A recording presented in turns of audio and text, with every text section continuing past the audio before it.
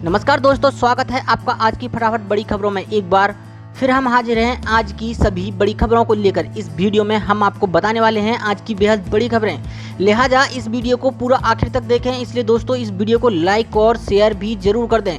आज की बड़ी खबरों में हम आपको बताएंगे, जी हाँ दोस्तों, मोदी सरकार का एक और बड़ा धमाका, बदल दी है देश की शिक्षा नीति। 10वीं बोर्ड खत्म कर दिया है। जी हाँ दोस्तों, सरकार ने अब बड़ा बदलाव किया है शिक्षा नीति को लेकर। 10वीं बोर्ड की परीक्षाएं अब नहीं होंगी, 10वीं बोर्ड खत्म कर दिया है। जी हां दोस्तों, साथ ही आपको बताएंगे रक्षाबंधन पर इन सरकारी कर्मचारियों को बड़ा तोहफा दिया है। सरकार ने सैलरी पर किया है बड़ा ऐलान। जी हां, शिवराज सिंह चौहान सरकार ने रक्षाबंधन से पहले शिक्षकों को बड़ा तोहफा दिया है। बताएंगे पूरी जानकारी पूरी डिटेल के साथ। और आगे बढ़ते हैं, देखते हैं कौन सी खबर आपके लिए जरूरी है। उत्तर प्रदेश सरकार ने जारी की है अनलॉक 3 की नई गाइडलाइंस।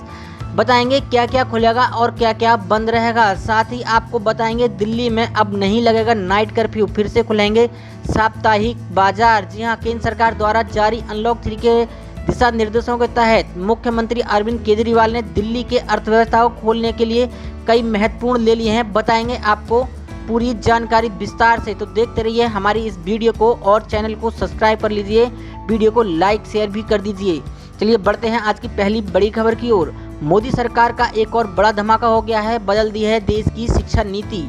10वीं बोर्ड को खत्म कर दिया है। धमाकों पर धमाके करने वाली मोदी सरकार ने अब एक और बड़ा धमाका कर दिया है। जी हां दोस्तों, मोदी सरकार ने भारत की शिक्षा नीति में बड़ा बदलाव कर दिया है, जिसके बाद 10वीं बोर्ड को खत्म करके 5+3+3+4 के पैटर्न के शिक्षा जारी करने का प्लान बनाया है। मतलब 12वीं की स्कूली परीक्षा खत्म करने में 15 साल पढ़ाई करनी होगी। जी हां दोस्तों, अब अगर आपको पढ़ना है और 12वां पास करना है तो अब 15 साल में आप 12वीं पास कर पाएंगे। मोदी सरकार की कैबिनेट ने ये नई शिक्षा नीति को हरी झंडी दे दी है। 34 साल बाद ये शिक्षा नीति में बदलाव किया गया है। इस बदलाव की खास बातें आपको बताएंगे विस्तार से। शिक्षा मंत्री एचआरडी मंत्री रमेश पोखरियाल निशंक ने कहा है कि नीति एक महत्वपूर्ण रास्ता प्रशस्त करेगी। ये नए भारत के निर्माण में मील का पत्थर साबित होगी।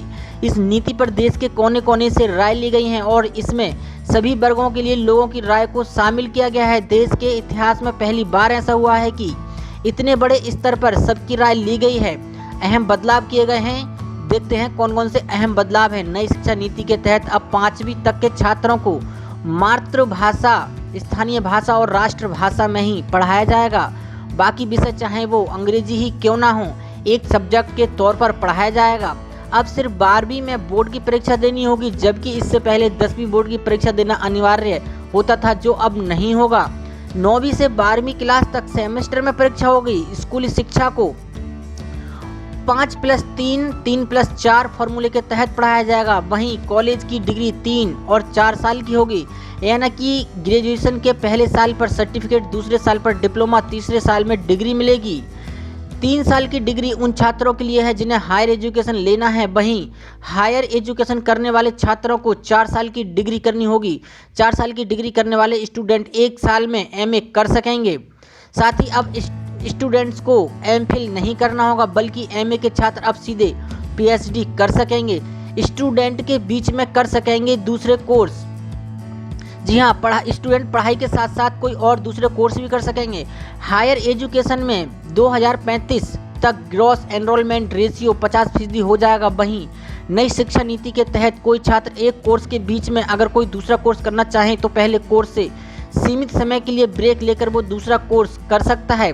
हायर एजुकेशन में कई सुधार किए गए हैं। सुधारों में ग्रेडेड एकेडमिक, एडमिनिस्ट्रेटिव और फाइनेंशियल ऑटोनॉमी आदि शामिल हैं। इसके अलावा क्षेत्रीय भाषाओं में ई कोर्स शुरू किए जाएंगे। वर्चुअल लैब्स विकसित किए जाएंगे। एक नेशनल एजुकेशन साइंटिफिक फॉर्म यानी NETF शुरू किया जाएगा। बता दें कि देश में 45,000 कॉलेज हैं। Higher education secretary Amit Khare ने बताया, नए सुधारों में टेक्नोलॉजी और ऑनलाइन एजुकेशन पर जोर दिया गया है। अभी हमारे यहाँ डीम्ड यूनिवर्सिटी, सेंट्रल यूनिवर्सिटीज और स्टैंडअलोन इंस्टीट्यूशंस के लिए अलग अलग नियम हैं। नई एजुकेशन पॉलिसी के तहत सभी के लिए नियम समान हो जाएंगे।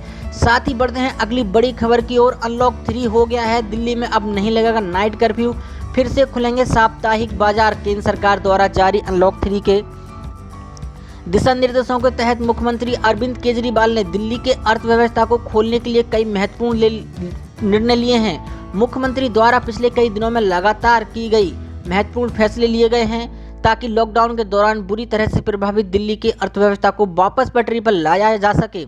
केंद्र के अनलॉक 3 के दिशा निर्देशों के अनुसार गुरुवार के लिए गए निर्णय के तहत दिल्ली सरकार ने रात में कर्फ्यू को समाप्त करने का फैसला लिया है, जो पहले रात 10 बजे से सुबह 5 बजे तक लागू था। दिल्ली के होटल अब अस्पतालों से जुड़े हुए नहीं हैं, इसलिए सरकार ने काम शुरू करने की अनुमति देने का फैसला किया है। हॉस्पिटलिटी अनुमति केंद्र सरकार के दिशा निर्देशों के अनुसार दी गई है। दिल्ली सरकार ने एक सप्ताह के लिए सुबह 10 बजे से रात 8 बजे तक ट्रायल के आधार पर दिल्ली में स्ट्रीट हॉकर्स को काम करने की अनुमति दी थी। अब फैसला लिया गया है कि सड़क पर चलने वाले फेरी वालों को भविष्य में बिना किसी समय सीमा के अंदर काम करने की अनुमति दी जाएगी। सरकार ने ट्रायल के आधार पर एक सप्ताह के लिए सभी साप्ताहिक बाजारों को सोशल डिस्टेंसिंग के नियमों का पालन करते हुए खोलने की अनुमति दी है। दिल्ली में कोरोना संक्रमण के मामलों में अब धीमी गति में इजाफा हो रहा है। यहाँ गुरुवार को 24 घंटे में कोरोना के 1093 नए मामले सामने आए और एक दिन में 29 मरीजों की जान गई है।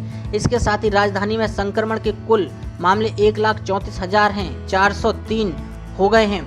संक्रमण के कुल मामलों में सक्रिय मामलों की संख्या 10,743 है। वहीं 19,724 लोग कोरोना को मास्क देकर ठीक हो चुके हैं। यहाँ अब तक 3,936 लोगों की जान जा चुकी है। साथ ही बढ़ते हैं आज की बड़ी खबर की ओर। उत्तर प्रदेश सरकार ने जारी की अनलॉक 3 की नई गाइडलाइन। जी हां दोस्तों, जानिए क्या खुलेगा और क्या नहीं।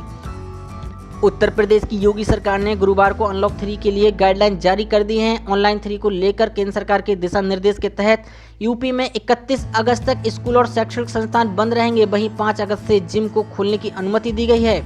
इसके अलावा सिनेमा हॉल, स्विमिंग पूल, मनोरंजन पार्क, थिएटर, असेंबली हॉल, योग संस्थान अगले आदेश तक बंद रहेंगे। राज्य सरकार की गाइडलाइंस के मुताबिक अंतर्राष्ट्रीय हवाई यात्राएं, मेट्रो, रेल, धार्मिक कार्यक्रमों पर प्रतिबंध जारी रहेगा। कंटेनमेंट जोन में लॉकडाउन 31 अगस्त 2020 तक लागू रहेगा। 65 वर्ष से अधिक आयु के व्यक्ति, रोगी और गर्भवती महिलाओं को बिना आवश्यकता घर से बाहर निकलने पर रोक रहेगी। 10 वर्ष से कम आयु के बच्चों को भी बिना आवश्यकता बाहर निकलने की रोक पर बनी रहेगी। इसके अलावा हर हफ्ते शुक्रवार रात 10 बजे से सोमवार सुबह 5 बजे तक लॉकडाउन रहेगा। साथ ही बढ़ते हैं आज की अगली बड़ी खबर की ओर। रक्षाबंधन पर इन सरकारी कर्मचारियों को सरकार ने बड़ा तोहफा दिया है। सरकार ने सैलरी पर बड़ा ऐलान किया है। मध्य प्रदेश की शिवराज सिंह चौहान सरकार ने रक्षाबंधन से पहले शिक्षकों को बड़ा तोहफा दिया है। मध्य प्रदेश के 1 लाख से अधिक शिक्षकों को 3 माह से वेतन नहीं मिला था। शिवराज सिंह चौहान सरकार ने रक्षाबंधन से पहले शिक्षकों को बड़ा तोहफा देकर मध्य प्रदेश के 1 लाख से अधिक शिक्षकों को 3 माह से वेतन नहीं मिला था। अब यह मामला विभाग की कमिश्नर के निर्देश पर सुलझ लिया गया है। अब शिक्षकों को रक्षाबंधन के पहले एक साथ वेतन दिया जाएगा। गुरुवार को लोक शिक्षण संचालन कमिश्नर जयश्री कियावत ने वीडियो कॉन्फ्रेंसिंग में इसको लेकर अधिकारियों को निर्देश दिए हैं। गौरतलब है कि जिन शिक्षकों को वेतन नहीं मिला है उनमें ज़्यादातर प्राथमिक स्कूलों के शिक्षक शामिल हैं। शिक्षकों को वेतन नहीं मिलने के मामले को लेकर कमिश्नर लोक शिक्षण संचालय जयश्री कियावत ने गुरुवार दोपहर 3 बजे प्रदेश के जिला शिक्षा अधिकारी व जिला कोषालय अधिकारियों से वीडियो कॉन्फ्रेंसिंग के जरिए चर्चा की। इस बातचीत में कोषालय के अधिकारियों ने बजट नहीं मिलने की बात कही। इस पर कमिश्नर ने कहा कि बजट मद में पहुंच जाएगा। आप शिक्षकों के वेतन से संबंधित बिल तैयार रखो, बजट शो करते ही फटाफट बिल लगाने शुरू कर दो। जानिए क्या है पूरा मामला। दरअसल अध्यापक संवर्ग के अध्यापकों की शिक्षा विभाग में शामिल कर लिया गया था। इनमें से करीब 1 लाख से अधिक शिक्षक ऐसे हैं जिन्हें अप्रैल, मई, जून का वेतन नहीं दिया गया है। अगर जुलाई का वेतन भी अगस्त के पहले सप्ताह में नहीं मिलता है तो शिक्षकों के सामने बड़ी समस्या खड़ी हो जाएगी। शासकीय अध्यापक संगठन के संयोजक उपेंद्र कौशल का कहना है कि जब भी अधिकारियों से बात की तो उन्होंने बजट नहीं होने की बात कही और कहा कि वित्त विभाग से मांग रहे हैं, अभी तक नहीं मिला है, इसलिए वेतन जारी नहीं हो पा रहा है। कौशल ने बताया कि वित्त विभाग ने दावा किया है कि उन्होंने 27 जुलाई को बजट आवंटित कर दिया था, लेकिन यह बजट कोषालय के अधिकारियों के पास संबंधित मद में नहीं दिख रहा है, इसलिए वेतन के बिल नहीं लग रहे हैं। ऐसी बड़ी खबरों को देखने के लिए हमारे चैनल को सब्सक्राइब करें और वीडियो को लाइक शेयर जरूर करें। धन्यवाद।